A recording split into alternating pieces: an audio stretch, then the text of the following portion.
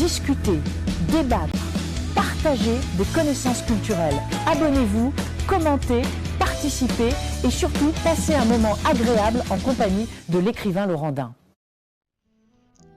Et bonjour à tous mes chers petits gaïaléens, j'espère que vous allez bien.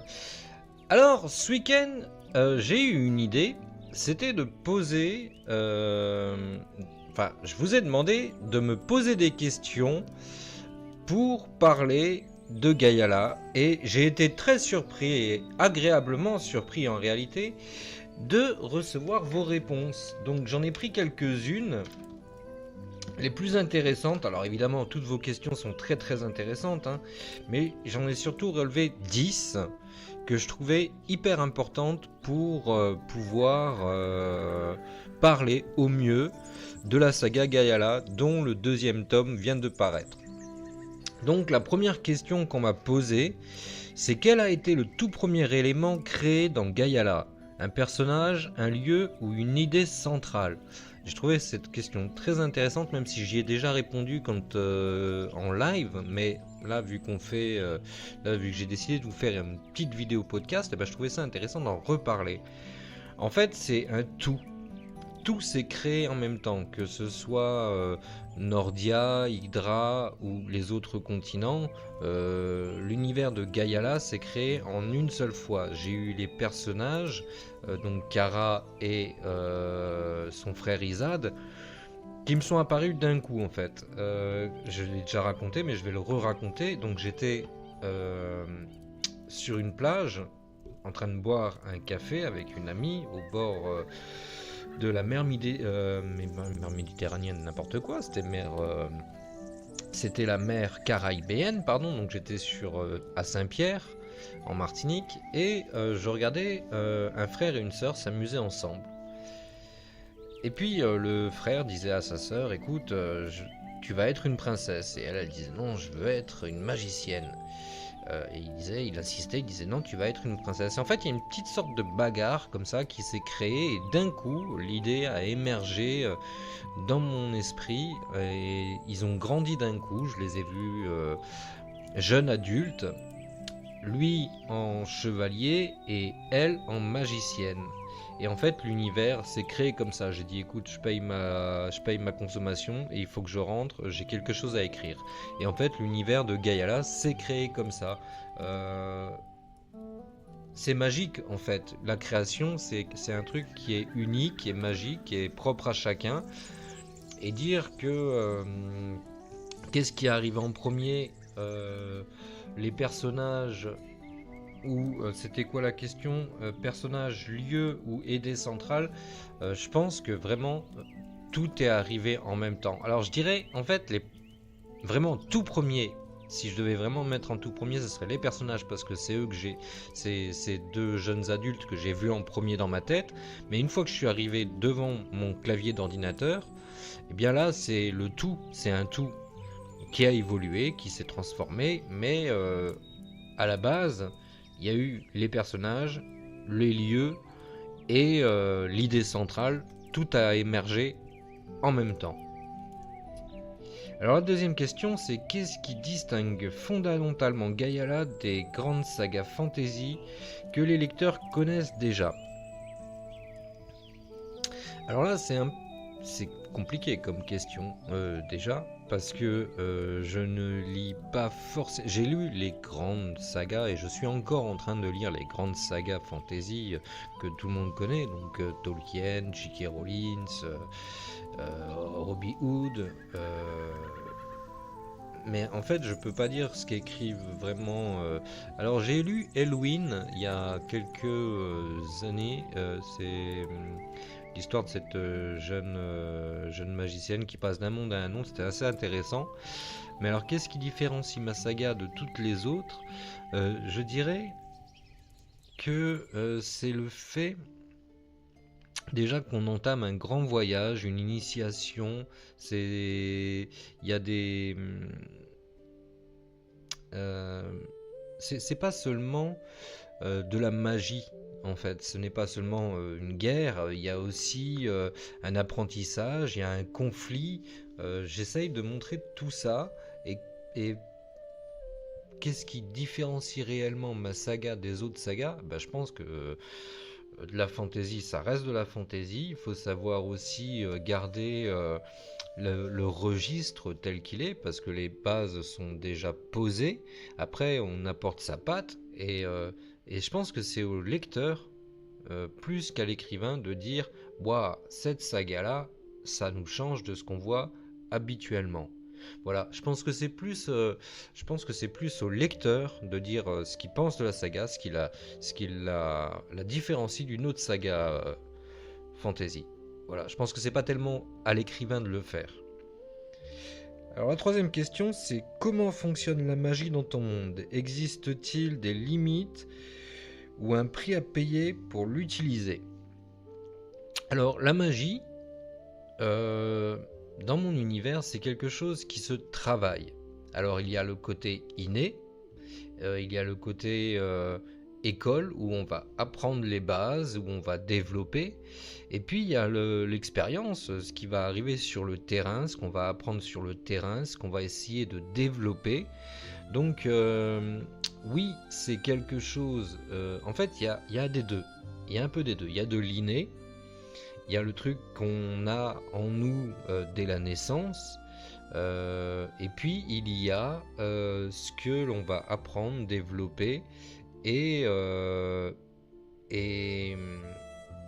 pense que le mélange des deux, eh bien, ça fonctionne très bien. Et c'est ça, en fait, la magie dans mon univers, c'est qu'à la base, il y a eu un premier magicien qui a transmis son savoir et qui est accessible finalement à tout le monde.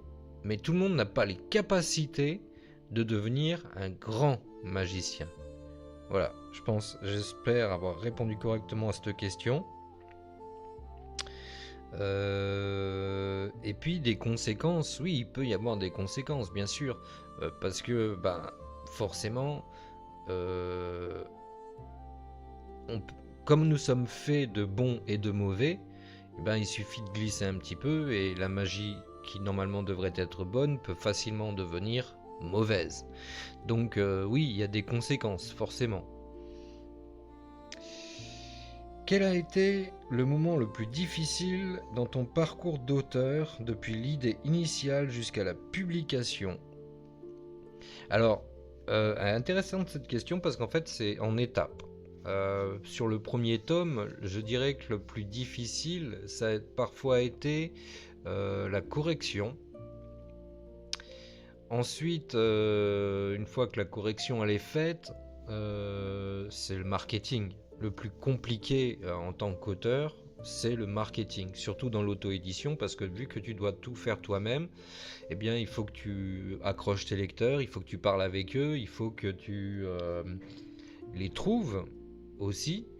Donc du coup, en fait, le plus difficile dans le métier de l'auto-édition, c'est le côté marketing. C'est pas l'écriture. L'écriture, une fois que c'est écrit, il y a la correction, il y a les retouches, il y a la réécriture. Mais ça fait partie du métier d'écrivain en fait. Mais ce qui est réellement compliqué, c'est de vendre ces livres. Parce que quand tu es dans une maison d'édition, elle gère tout ça. Quand tu es en auto-édition, c'est à toi de gérer tout ça, c'est à toi de courir après tes lecteurs, de les intéresser, de leur faire comprendre que ça vaut vraiment le coup de lire la saga. Et donc finalement, c'est tout un apprentissage à faire, savoir par où commencer, savoir ce qu'il faut faire, comment le faire. Et c'est très très compliqué. En réalité, c'est vraiment vraiment très très dur. Donc je dirais que le plus difficile dans mon métier d'auteur, en fait, c'est le côté marketing, c'est le côté vente de livres. Comment maintiens-tu la cohérence d'un univers aussi vaste avec plusieurs continents et des peuples différents? Alors, déjà, t'es obligé d'avoir des fiches. Évidemment, bien sûr, une fois que tu as imprimé tes livres, c'est plus facile parce que du coup, tu as juste à ouvrir le livre et à regarder. Mais par exemple, alors je l'ai pas sous la main là tout de suite. Si, je l'ai, mais en fait, il est pas complet. Mais par exemple, je l'ai imprimé la semaine dernière justement. Mais dans mon ordinateur, par exemple, là, alors je sais qu'on verra pas bien l'ordinateur, mais voilà, je sais pas si vous allez réussir à le lire. Non, hein, bien sûr que non. Donc ça, c'est les fiches perso. Et dans mes fiches perso, bah il y a tout. Il y a tout, que ce soit les sortilèges, les armes utilisées, d'où ça vient, enfin d'où ils viennent, quelles sont les affiliations, les peuples. Alors évidemment, j'ai également écrit, et ça se trouvera plus dans l'encyclopédie ou le dictionnaire si vous préférez, enfin l'annexe qui viendra à la fin des 4 tomes, qui paraîtra après les 4 tomes. Et il y a toute la genèse, donc je sais à peu près comment ont émergé et quelle histoire ont chaque peuple. Donc tout ça, en fait, j'ai des notes. La plupart sont dans des dossiers que j'ai sur mon ordinateur. Et puis là, comme effectivement j'écris le dernier tome, et ben, il me faut les fiches pour que ça soit plus rapide. Je les ai imprimées et je les mets à jour à chaque fois en disant, bah voilà, dans le tome 1 ça commençait, dans le tome 2 ils ont acquis ça en plus, dans le tome 3 il y a eu ça en plus, et à chaque fois j'enrichis ce petit dictionnaire qui fait que en fait j'arrive à ne pas me perdre ni dans le temps, ni dans les personnages, ni sur les continents en fait. Donc ni sur l'histoire des continents, pardon. Donc en fait j'écris à l'instinct, mais je répertorie tout ce que j'écris et comment je l'écris. Donc ensuite, il y a la question, y a-t-il une scène ou un personnage que tu as dû abandonner malgré ton attachement pour le bien de l'histoire? Alors oui, et d'ailleurs il n'y en a pas eu que un. Alors des scènes que j'ai abandonnées, non, mais par contre des personnages, oui, parce que dans l'écriture, même si que ce soit dans le tome 1 ou dans le tome 2, j'aime les personnages que je crée et que j'écris, et bien pour le bien de la narration, pour l'intrigue, pour peut-être la surprise du lecteur, et ben il faut qu'il y ait des personnages qui disparaissent ou qui se transforment ou qui ont un destin qui évolue différemment.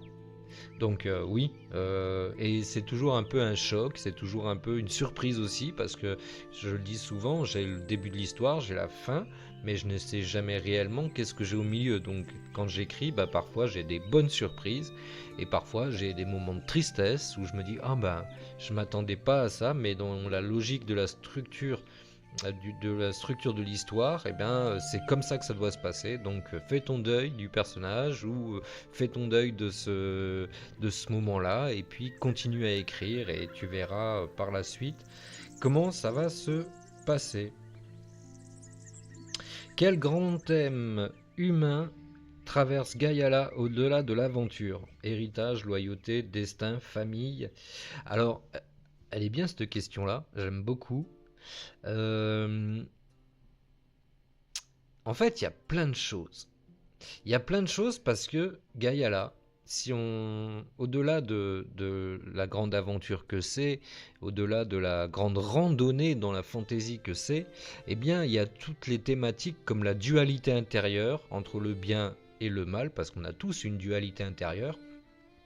Il y a l'apprentissage de la vie, il y a l'apprentissage de l'amour, il y a les conflits, il y a les secrets de famille, parce que ça, on n'a pas l'impression, mais il y a souvent énormément de secrets de famille dont on entend parler seulement quand on est adulte ou quand une personne vient à mourir. Il y a des secrets qui émergent et on se disait tiens, on n'imaginait pas ça comme ça, parce que des fois pour protéger un enfant il faut lui mentir donc voilà, il y a des secrets, et je pense que tout ça, j'ai mis tout ça dans l'histoire pour que les personnages soient le plus humains possible. Et quand je dis le plus humain possible, c'est peu importe la race, puisque le lecteur est humain, il faut que les personnages, même si ce sont des elfes, des nains, des centaures ou des trolls, il faut qu'il y ait ce sentiment qu'ils nous ressemblent, et que ce qu'ils vivent, n'importe quel d'entre nous pourrait le vivre également. Voilà, ça c'était le truc, c'est le truc que j'essaye vraiment de faire passer dans le livre, c'est que c'est pas parce que c'est de la fantaisie que la dualité ou les duretés de l'histoire, vous ne pouvez pas les vivre en fait. Donc, il y a quand même plein de thèmes très humains dans mes romans. Ensuite, on me demande comment les peuples de ton univers coexistent-ils? Alliances politiques, conflits anciens, rivalité culturelle. Waouh. Alors en fait, ça dépend des peuples. Ça dépend des peuples. Par exemple, les centaures, dans le tome 1, ils ont, au vu de leur caractère, ont été obligés de se séparer, d'éloigner les clans. Parce que sinon, ils n'auraient pas pu survivre parce qu'ils s'attaquaient les uns les autres. Les elfes, par exemple, ont changé de continent. Il y a eu une grande migration pour le bien-être de leur peuple. Les humains, quant à eux, sont à peu près partout. Ils ont voyagé comme nous, on le fait sur notre propre planète. On voyage sur d'autres continents, on a exploré. Les humains ont fait pareil. Les nains, c'est très très différent. Il y a plusieurs types de nains. Et il y a ceux des forêts, puis il y a ceux des montagnes. Et en règle générale, ils se concentrent beaucoup sur Nordia. On n'en trouve pas sur Yggdra. Par contre, on trouve d'autres peuples.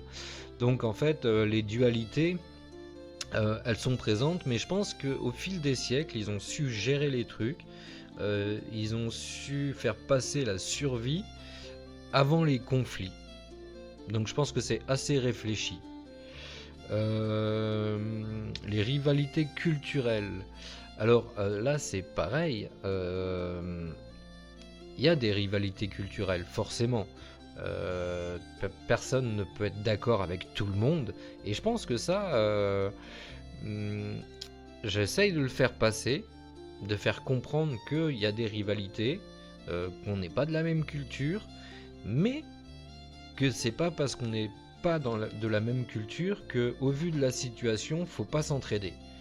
Donc je pense que même si deux peuples ne se comprennent pas, vu que dans le meilleur des cas, ils risquent de tous mourir, ils ont plutôt intérêt à s'unir. Donc j'essaye de faire passer ça d'abord, l'intérêt commun, avant l'idée personnelle de j'aime pas ce que tu fais, j'aime pas ton peuple, donc je vous laisse de côté. Non, si tu fais ça, il y a de fortes chances pour que tout le monde y passe. Donc en fait, dans la réflexion, c'est unissons-nous, peu importe nos conflits, et on verra bien ce que ça va donner.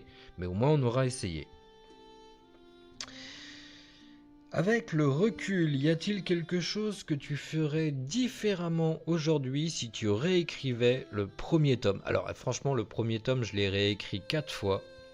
Parce qu'à la base, alors d'ailleurs, à la base, ça ne s'appelait pas Gaïala, ça s'appelait Steamworld, et donc le monde de la brume. Et puis, j'aimais pas du tout ce côté où il fallait vraiment qu'il y ait du steampunk partout. Je m'étais engagé un peu là-dessus au départ, et puis finalement, je me suis dit, mais c'est pas le but central, donc autant changer le nom.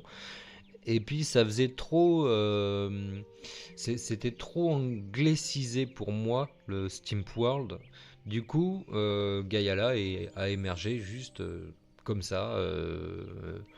Je pourrais même pas dire d'où ça vient en réalité. Donc, qu'est-ce que je referais si je réécrivais le premier tome?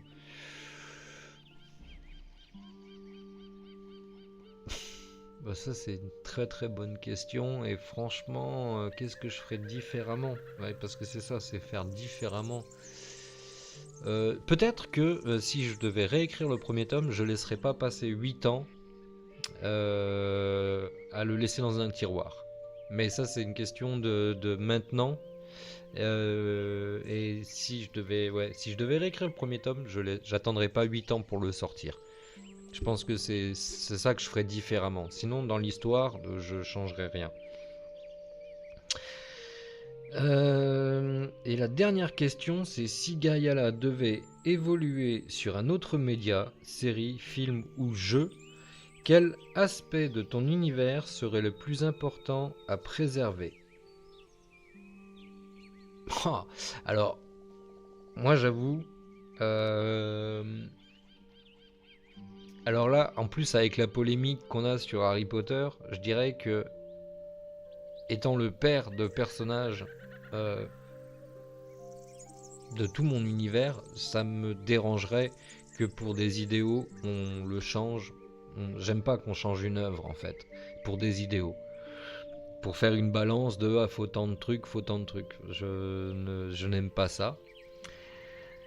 Donc, séries et films, je m'étais déjà posé la question et je pense que, en fait, j'aimerais pas que ce soit adapté en série ou en film. Par contre, c'est vrai que avec les open world qu'on a maintenant en jeu vidéo,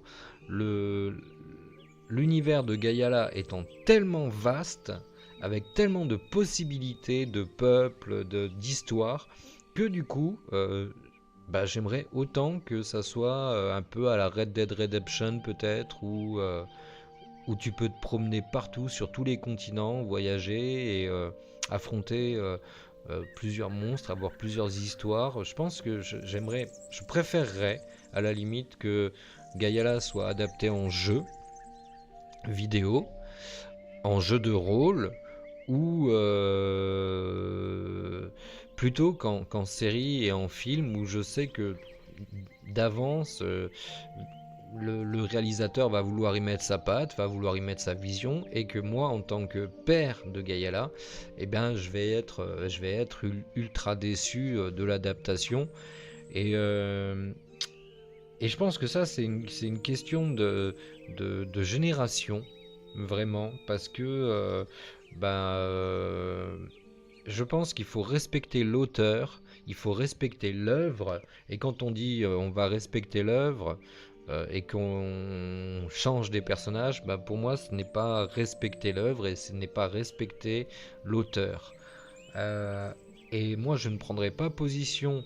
En fait c'est ça, parce qu'on va obliger l'auteur en plus à prendre position sur telle ou telle conviction, et ça c'est un truc que moi je ne supporte pas, que je ne veux pas faire, parce que je ne me sens pas concerné par ça, et que je n'ai vraiment, c'est sûr, c'est un terrain hyper glissant qui peut te coûter ta carrière, et moi je trouve ça complètement débile d'obliger un artiste, que ce soit un auteur, un chanteur, un compositeur, à